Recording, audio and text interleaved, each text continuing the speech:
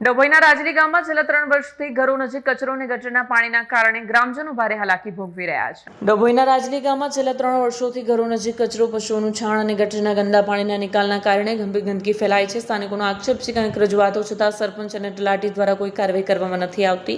ગંદકીના કારણે મચ્છરો અને જીવજંતુઓનો ઉપદ્રવ વધતા રોગચાળાનો ભય ફેલાયો છે. ગ્રામજનોએ તાત્કાલિક ગંદકી દૂર કરી ગટરના પાણીના યોગ્ય નિકાલની માંગ કરી છે અને તો આંદોલનની ચીમકી ઉચ્ચારી છે. ડભોઈ તાલુકાનું રાજલી ગામ અને અમારા ઘર પાસે આ જે ગંદકો છેલ્લા 3 વર્ષથી ચાલી રહેલો છે. અમે તલાટી સરપંચોને રજૂઆત કરીએ છીએ, વારંવાર વર્ષે એ લોકો એ કરે છે, બરાબર છે.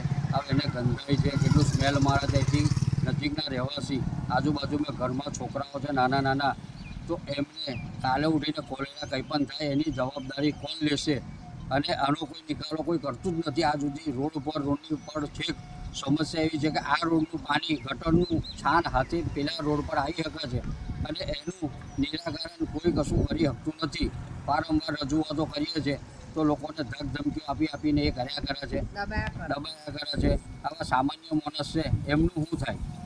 એમનો બાળ બચ્ચો કાલે બીમાર થશે તો એમની પાસે પૈસા નથી. હજુ 100 રૂપિયા કમાઈને લાવે, ઘરનું ચલાવશે, છોકરાનું ચલાવશે, બરાબર છે. તો એમનું કંઈક હું તો એવું કહું છું કે એમના માટે કોઈક નિરાકરણ એવું કરો કે જેથી આ ગંદકી એમને ઘરની નજીકથી સાફ થાય, બરાબર. નથી એમનો છોકરો સહી સલામત રહે. રાજલી ગામ. વિડીયો જર્નાલિસ્ટ ફઝલ રઝા ખત્રી સાથે સત્યા ટીવી ન્યૂઝ, ડભોઈ.